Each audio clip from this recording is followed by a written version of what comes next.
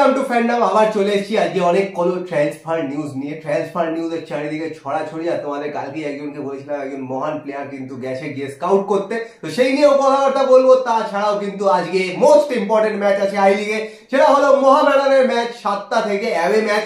সেটা কিন্তু স্ক্রিনিংও করা হবে মোহামেডান মাঠে। তো যারা যেতে চাও মোহামেডান মাঠে কিন্তু চলে যেতে পারো। 6:45-এর মধ্যে মোহামেডান মাঠে কিন্তু স্ক্রিনিং হবে। আর যেটা বলার কথা, আজকে কিন্তু জিতলেই মোহামেডান চ্যাম্পিয়ন। তো সেই জন্য যারা মোহামেডান ফ্যান আছে কিন্তু যেতে পারো, ওখানে কিন্তু একটা সুন্দর অ্যাটমসফিয়ার ক্রিয়েট হবে। আর চ্যাম্পিয়ন হলে তো বুঝতেই পারছো, সবাই মিলে একসাথে সেলিব্রেট করতে পারবে।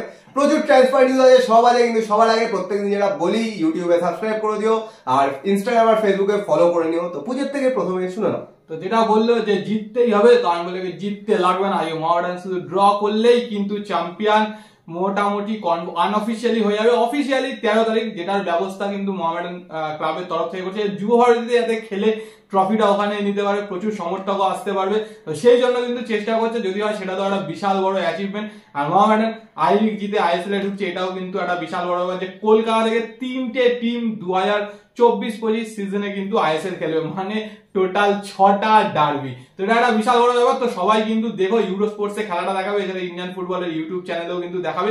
এবং তার সাথে আজকে কিন্তু মোহনবাগানের একটা গুরুত্বপূর্ণ ম্যাচ রয়েছে শিল্ড জেতার জন্য, যেটাতে কিন্তু মোহনবাগান ভার্সেস পাঞ্জাব। আর বলে রাখি, দুটো টিমেরই হেড কোচ মোস্ট প্রবাবলি আজকে ডাগ আউটে থাকছে না। হাবাস অসুস্থ, সেই জন্য থাকবে না। বাট এটা একটা হিস্টোরিক জিনিস হতে চলেছে যে পাঞ্জাব এফসির ডাগ আউটে হেড কোচ হিসাবে থাকবে শঙ্করলাল চক্রবর্তী, যিনি কিন্তু এক্স মোহনবাগান কোচ, যার হাত ধরে কিন্তু আই লিগও জিতেছে। তো এই ম্যাচটা কিন্তু শুধুমাত্র মোহনবাগানের জন্য না, পাঞ্জাবের জন্য ইম্পর্টেন্ট। কারণ যারা টপ 6-এ কে ফিনিশ করবে এখনো কেউ কিছু বুঝতে পারছে না। তো পাঞ্জাবও কিন্তু এখনো সেই রেসে আছে। তো পাঞ্জাবও কিন্তু চেষ্টা করবে যাতে ম্যাচটা জিতে নিতে পারে। তো হাড্ডাহাড্ডি ম্যাচ হবে এরকম মনে হচ্ছে, ওয়ান সাইডেড হয়তো হবে না। দুটো টিমই পুরো ফুল চেষ্টা করবে। আর মোহনবাগানকে কিন্তু জিততেই হবে, নাহলে কিন্তু অনেকটা পিছিয়ে যাবে। যেটা বলেছি, এই মুহূর্তে যদি মোহনবাগান মুম্বাই সব ম্যাচ জেতে, লাস্ট ম্যাচটা কিন্তু একদম গ্র্যান্ড ফিনালে হয়ে যাবে। কারণ লাস্ট ম্যাচটা কিন্তু মোহনবাগান ভার্সেস মুম্বাইয়েরই ম্যাচ আছে। তার সাথে অন্যান্য আপডেট একটু দিয়ে দিই। তো আই লিগে তো আরো একটা খেলা রয়েছে, ট্রাও ভার্সেস রিয়াল কাশ্মীর, সেটা 4:30 থেকে।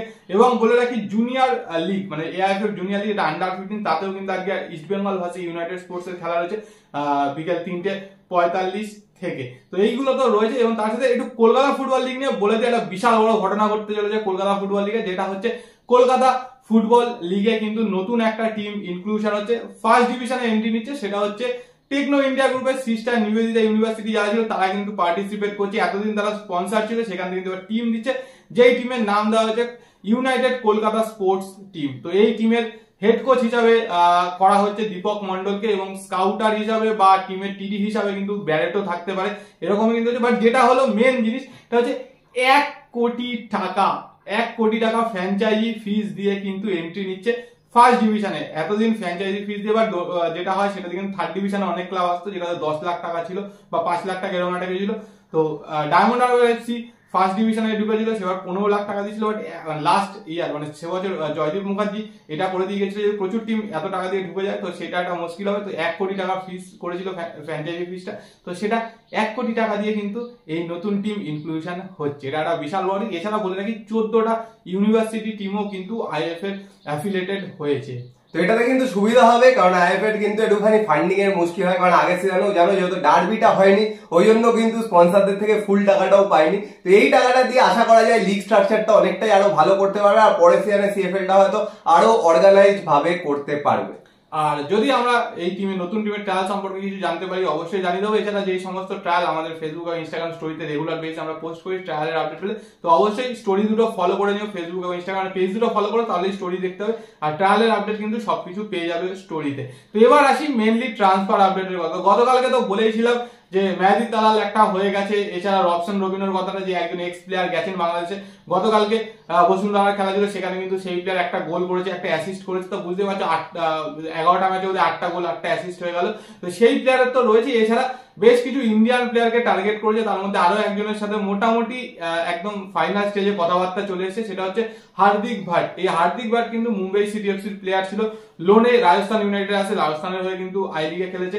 গত সিজনটা খুব ভালো পারফরমেন্স ছিল, এই সিজনটা অতটাও ভালো পারফরমেন্স নয়, কিন্তু ওর সাথে শোনা যাচ্ছে কিন্তু অনেক দূর কথাবার্তা বলেছে, যদি সবকিছু ঠিকঠাক থাকে হার্দিক ভাট কিন্তু ইস্ট বেঙ্গলে আসতে চলেছে। আর এই রবসান রবিনোর কথা শুনলে রবসান রবিনো কিন্তু ম্যাচগুলোই দেখতে গেছে মেনলি, একটা ম্যাচ কিন্তু দেখেছে যেখানে কিন্তু অসাধারণ পারফরমেন্স, চট্টগ্রাম আবাহনীর সাথে কিন্তু খেলা ছিল, একটা গোল করেছে পেনাল্টিতে, তারপর আবার একটা অ্যাসিস্টও করেছে, মানে ম্যাচে সবচেয়ে বেস্ট কিন্তু ওই খেলেছে।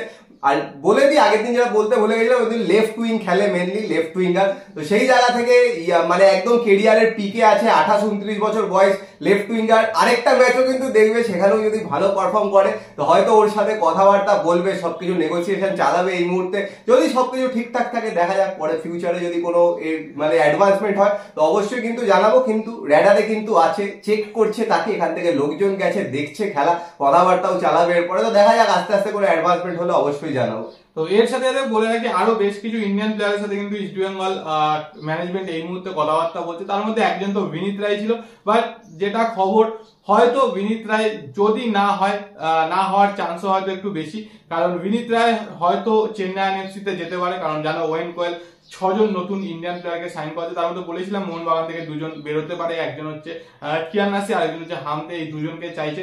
এর সাথে বিনীত রায়ের সাথে নাকি কথাবার্তা বলেছে, যদি বিনীত রায় রাজি হয়ে যায় চেন্নাইনে তাহলে ইস্ট বেঙ্গলের ক্ষেত্রে হবে না, বাট আরো একজন বিনীত রায়ের পজিশনের প্লেয়ার যে কিন্তু সেন্টার ব্যাক এবং ডিফেন্সিভ মিডফিল্ড দুটোই খেলতে পারে, সেটা হচ্ছে জামশেদপুরের প্রভাত লাগরার সাথেও কিন্তু কথাবার্তা চলছে, তো প্রভাত লাগরাটাও কিন্তু হলেও হয়ে যেতে পারে এরকম কিন্তু শোনা যাচ্ছে। এছাড়া আরো বেশ কিছু ইন্ডিয়ান প্লেয়ারের সাথে কথাবার্তা বলছে, তার মধ্যে আই লিগেরও কিছু প্লেয়ার রয়েছে, আইএসএল এরও কিছু প্লেয়ার রয়েছে, কিন্তু কোনোটাই এখনো অব্দি ফাইনাল স্টেজ বা অ্যাডভান্স স্টেজ অব্দি পৌঁছায়নি।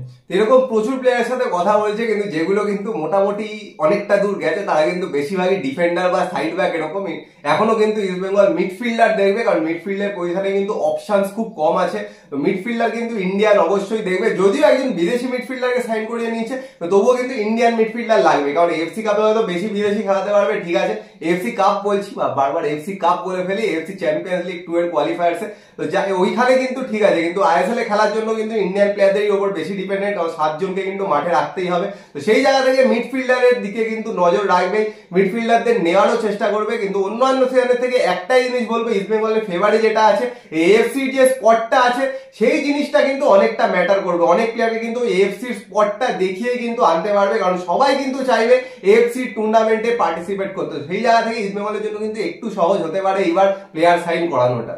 তো দেখা যাক আলটিমেট কাকে কাকে সাইন করাতে পারে, কথাবার্তা তো অনেকের সাথেই বলছে, কারণ আমাদের কাছে যেইটুকুনি খবর বা যাদের যাদের সাথে কথাবার্তা বলছে নাম জানা যাচ্ছে যেগুলো, সেগুলোই তো তোমাদের সাথে আলোচনা করছি। আরো বেশ কিছু প্লেয়ারের সাথে তো কথাবার্তা বলছে, যদি এখনো পুরোপুরি খুব একটা বেশি দূর এগোয়নি, তো সেই জন্য সেগুলো নিয়ে আলোচনা করছি না। আর বিদেশি তো যেটা বললাম, যেটা এখনো অব্দি খবর, হিজাজি এবং সল ক্রেসপো দুজনকে এক্সটেনশন দেওয়া হতে পারে, সলকে তো অবশ্যই রাখার চেষ্টা করবে, আর হিজাজিকে নিয়ে একটু আছে, হিজাজি স্যালারিটা হাইক চাচ্ছে, এটা একটা প্রবলেম, আর ক্লেটন সিলভাকেও মোস্ট প্রবলি আরো 1 বছরের জন্য কিন্তু এক্সটেনশন দিতে পারে।